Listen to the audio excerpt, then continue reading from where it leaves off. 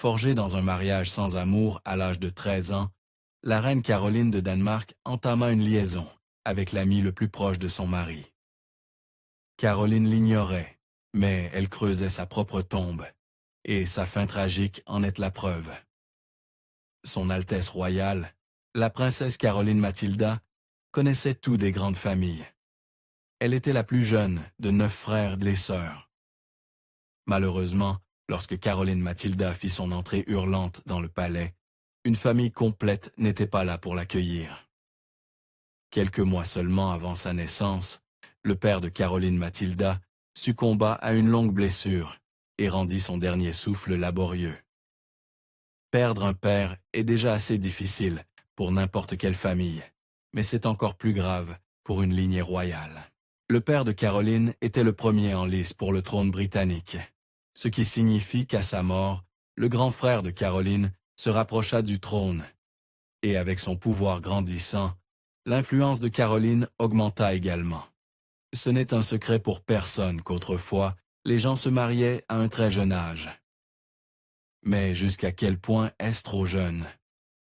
Caroline Mathilda, née en 1751, fut fiancée à son futur mari à l'âge tendre de 13 ans.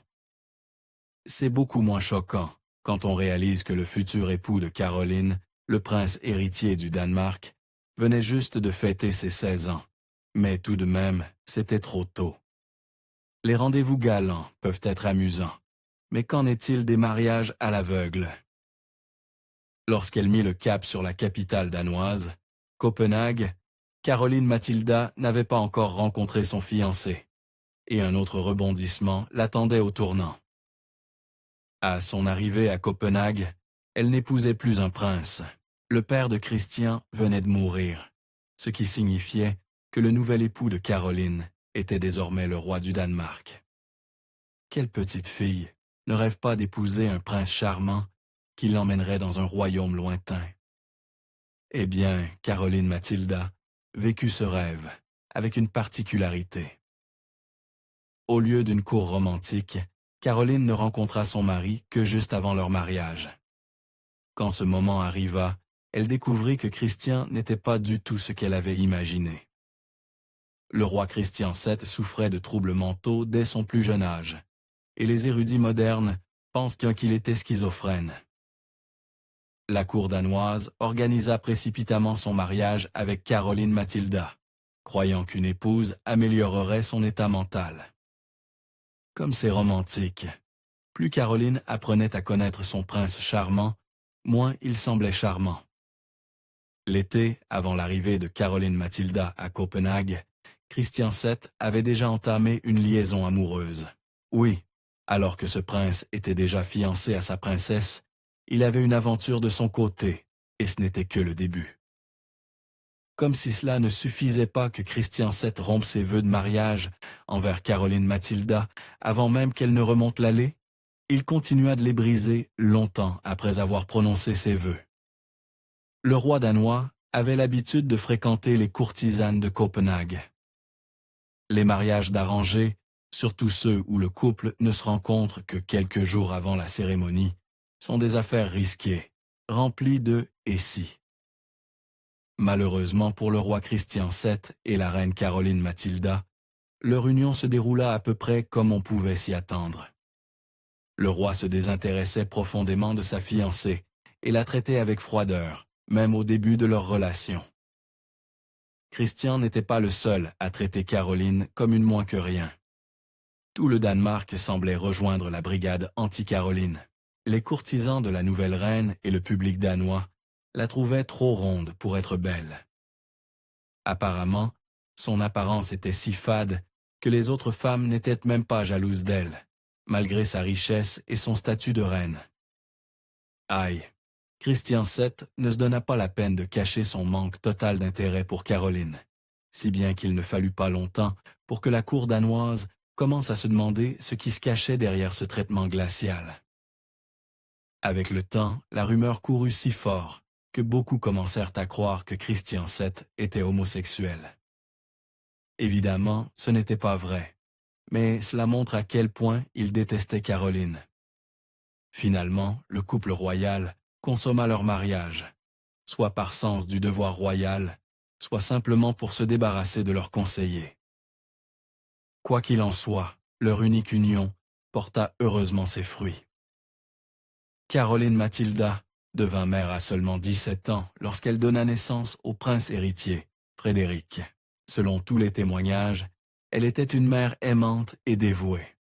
Elle se promenait souvent avec son fils dans la capitale danoise, bien que les royaux se déplaçaient généralement en carrosse. Cependant, il y avait une raison plus sombre pour laquelle Caroline continuait à quitter le château malgré les protestations que cela causait. Les cours royales européennes peuvent être des lieux absolument brutaux, et la reine Caroline l'apprit à ses dépens.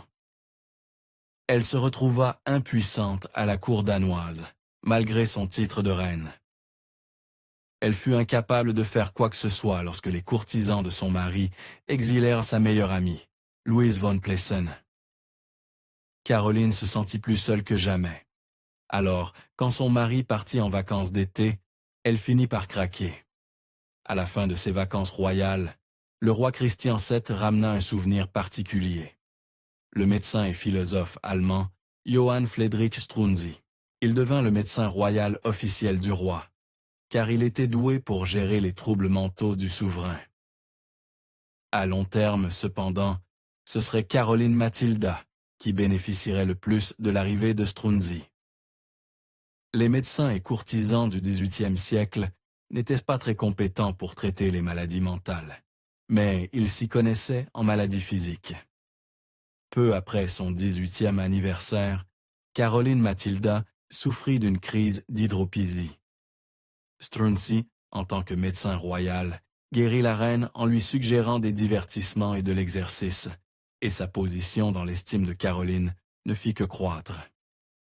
La variole fut, pendant longtemps, le fléau du monde avant les vaccins. Même les royaux n'étaient pas à l'abri de ce terrible virus. 6 monarques régnants succombèrent à la variole. Vous pouvez imaginer le soulagement de Caroline Mathilda lorsque Strunzi réussit à vacciner son jeune enfant, le prince héritier Frédéric, contre la maladie. Caroline Mathilda commença à voir Strunzi d'un bon œil. Après tout, cet homme avait amélioré sa relation avec son mari, guéri son hydropysie et vacciné son fils contre la variole. Apparemment, les deux devinrent très proches, et leur amitié amusait le roi, si bien que Christian VII offrit à Strunzi ses propres appartements au palais. Il regretterait plus tard cette décision. Il n'y avait que des rumeurs, selon lesquelles Caroline Mathilda avait eu une liaison avec l'acteur Latour. Mais il est avéré qu'elle eut une liaison avec un autre homme. Caroline Mathilda et Strunzi devinrent amants au printemps 1770, moins de 2 ans après l'arrivée de Strunzi à Copenhague. Selon certains courtisans, les deux étaient en réalité romantiques depuis 1769. Et ils ne se cachaient pas de leur liaison. Les tournées royales étaient l'occasion pour le public de mieux connaître la famille royale, ou du moins de les voir saluer depuis un carrosse. Les habitants des provinces frontalières du Danemark furent donc surpris lorsque, lors d'une tournée avec son mari le roi, ils observèrent Caroline Mathilda se montrer très affectueuse avec Strunzi. Les rumeurs sur la liaison du couple se répandirent largement. Oh, les intrigues de palais! Caroline Mathilda et Strunzi devaient se sentir particulièrement puissants après leur tournée scandaleuse. Usant de leur nouvelle influence auprès du roi malade, la reine et Strunzi firent expulser le courtisan Konrad Hulk et d'autres ennemis politiques du palais. Caroline Mathilda et Strunzi travaillèrent ensemble pour faire destituer le chancelier de la cour danoise. Après la destitution du chancelier, le pouvoir et l'influence de la reine consort et de son amant ne firent que croître. À la cour, Strunzi annonça que ses ordres auraient le même effet que s'ils avaient été signés par le roi lui-même. Les historiens débattent pour savoir qui, entre Caroline Mathilda et Strunzi, exerçait le plus d'influence. Mais il est probable que ce fut la reine. Strunzi et Caroline Mathilda ne perdirent pas de temps pour exercer leur autorité illimitée. Entre mars 1771 et janvier 1772, Strunzi émit jusqu'à 3 ordres par jour, ce qui irrita les factions conservatrices à travers la Norvège et le Danemark. Caroline Matilda partageait l'impopularité de Strunzi, soutenant ses réformes tout en continuant à afficher leur liaison. La cour danoise passa l'été au palais de Hirschholm, où Caroline Matilda et Strunzi passèrent beaucoup de temps romantique ensemble. Après l'été, Caroline Matilda donna naissance à une fille, et il ne fallut pas longtemps pour que les rumeurs commencent à circuler. Les courtisans murmurèrent, assez bruyamment, que la nouvelle-née était en réalité celle de Strunzi. Certains courtisans surnommèrent même le nourrisson la petite Strunzi, après la naissance de son deuxième enfant. Avec les rumeurs sur la paternité de l'enfant en question, l'intrigue à la cour atteignit de nouveaux sommets. Des rumeurs commencèrent à circuler selon lesquelles la reine consort et Strunzi complotaient pour emprisonner le roi Christian VII. C'est hautement improbable, cependant, étant donné que le roi et sa faveur pour le couple étaient leur seule protection contre les autres courtisans. Apparemment, lorsque les tensions à la cour danoise atteignirent leur paroxysme, Strunzi devint terrifié à l'idée qu'il perdrait bientôt la vie.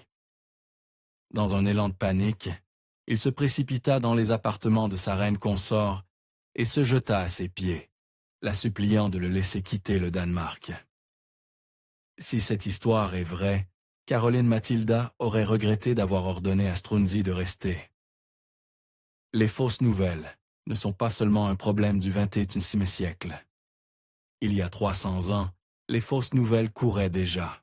La belle-mère de Christian VII, la reine douairière, Juliana Maria, reçut de fausses preuves de la part d'un courtisan à double jeu, selon lesquelles Caroline Matilda et Strunzi complotaient pour renverser son beau-fils.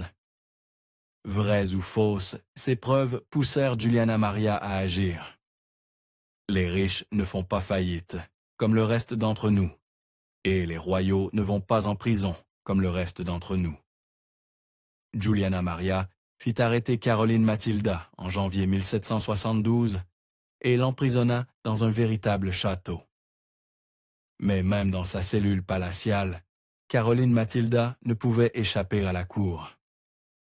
La pire partie de son épreuve fut d'être accompagnée par un groupe de courtisans qui la détestaient. Pendant ce temps, l'amant de Caroline, Strunzi, ne s'en tira pas aussi facilement. Caroline Matilda et Strunzi avaient ouvertement affiché leur liaison, mais lorsque les choses se gâtèrent, ils nièrent tout. Finalement, après des techniques d'interrogatoire douteuses, le couple avoua leur romance. L'Église du Danemark prononça rapidement la dissolution du mariage entre Caroline Matilda et Christian VII.